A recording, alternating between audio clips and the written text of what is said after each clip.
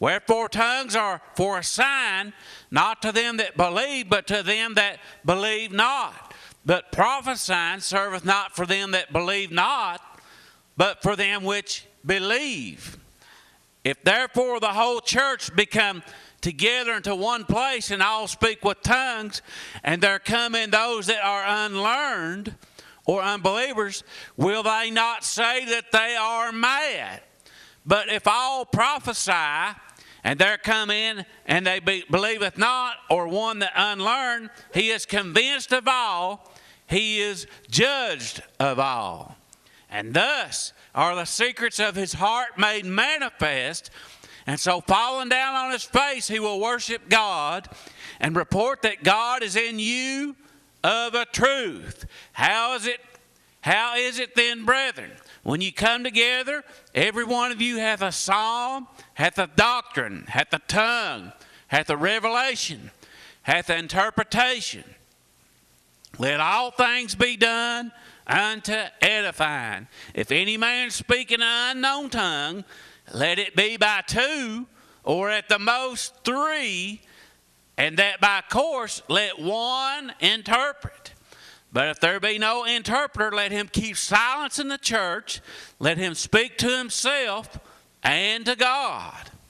Let the prophet speak 2 or 3, and let the other judge. If anything be revealed to another that sitteth by, let the first hold his peace.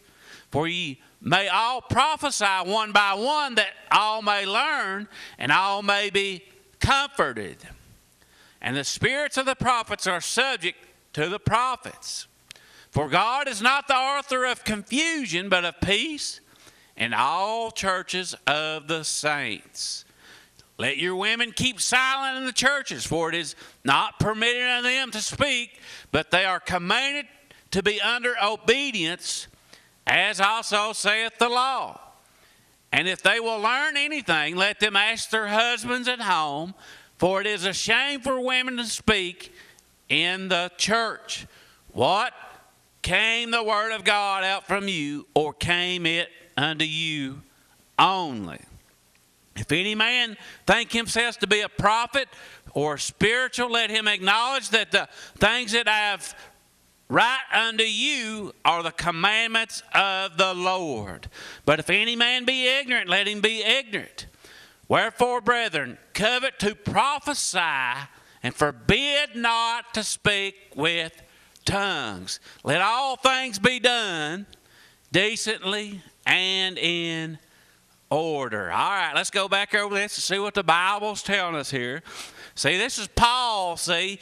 He's writing, and Paul's an apostle, and what we need to understand is, apostles, somebody went out and started churches up, and Paul, see, he was always on the move, moving around, working for the Lord, and he was a tent maker, see, and he'd always get in contact with those churches that he started, and he was like the CEO of the churches. He'd get them started up, then he'd write letters to them, or he'd go see them personally, and he'd talk to them, and he instructed them on what they need to do, how to do things right in the church.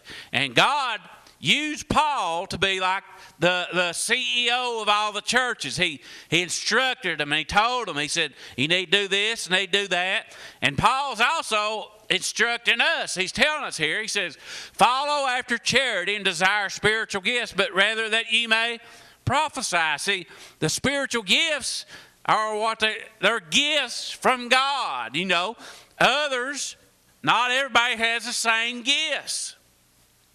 But, you know, you've got some that speak in tongues, some that prophesy, some that interpret tongues, some that are teachers, some are pastors, some are evangelists.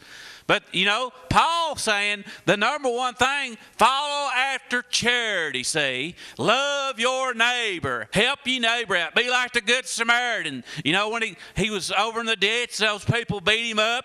You know, don't be like the two religious people that passed him up and walked by him. But be like the Good Samaritan, you know. Have charity in your heart towards others. Stop and help your neighbor out, you know, when he's down and out. Go see your neighbor when he's sick. Have compassion on your neighbor when his wife has left him or his family members have passed away. You know, love, have charity. You know, Paul talks about right here, charity is a number one gift that we need to be seeking. But he's also saying here, if you desire spiritual gifts, but rather you may prophesy. See, when you prophesy, you're edifying, you're giving somebody hope and stuff, see. People get out here and they get caught up in the world and they need to hear a word from God. And Paul's telling us here, prophecy is what we need to desire, see. It edifies the individual and also prophesy to the church, see. Giving a word to the church, telling the church body. And Paul, what he's talking about here is doing things that benefits the church, see. There's different spiritual gifts, see.